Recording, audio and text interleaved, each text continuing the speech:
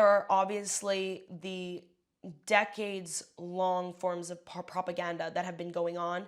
And one of those examples would be the narcomantas and the public displays of violence.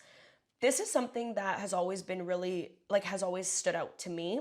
Another reason why I actually got involved in this reporting was because for the longest time, I've always nerded out over news, global affairs, whatever, and particularly, clearly, organized crime.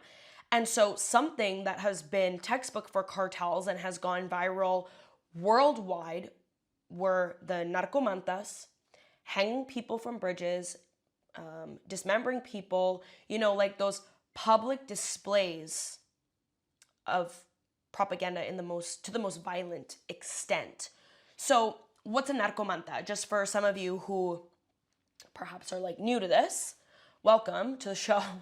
So often when cartels take out a hit and they leave a body, whether it in a public area, so whether that's on a highway or hanging from a bridge, which we used to see in the early to mid 2000s in Juarez a lot, where you would have the bodies hanging from bridges, the pants pulled down, just absolute, dehumanization to the furthest extent.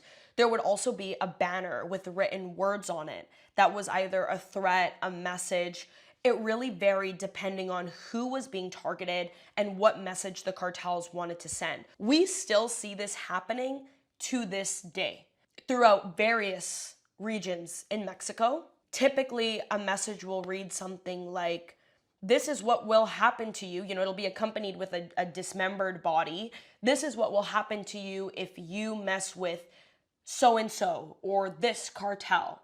This is what happens when you're a rat and you snitch. It is the most violent and ostentatious way to show people, be afraid. We are the ones who have the power here.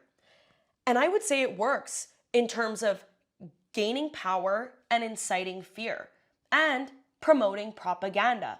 I mean, come on. They work as if they're like a PR firm with that. It's better than putting out a press release, because you have this handwritten message laying next to an absolutely battered body or bodies, telling the next person, hey, you better watch out.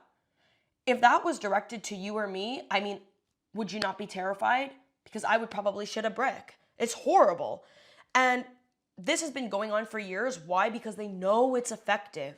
They know that this is a way for them to flex their muscles. It shows power. It shows that they can do this and they can get away with it. Because honestly, you see this happen all the time, but then you never hear oh, so-and-so was arrested for the murder and dismembering and indignity to human remains of that person we found on the side of the highway with the narcomanta. You don't get a police follow-up to this. What message is that sending to people? That, hey, if your name shows up on that cardboard and you're next, you sure as hell are. Be afraid, because no one is going to go out there looking for the perpetrator. That's horrifying. And that is an extreme form of propaganda that the cartel has been implementing since day one, and that has been very effective for them. Not to mention, the certain cartels who put out these narcomantas will typically always take responsibility for it. There's no shame. So, you'll have that note, and then at the bottom of the note, it will be XOXO CJ&G, basically, is what you're seeing. And so that's them showing you, we are untouchable.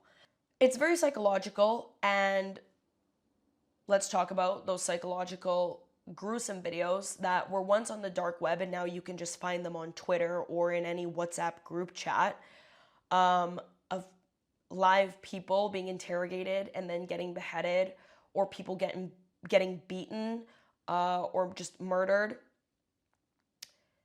These videos have become so accessible. I remember a time when it was oh my God, someone, my friend's uncle has this video or showed me this video on the dark web of a Mexican cartel chopping a guy's head off. And it was like shocking. I mean, perhaps not for people living in cartel ridden regions, like that was kind of just like their daily occurrence. But for others, it was very jarring.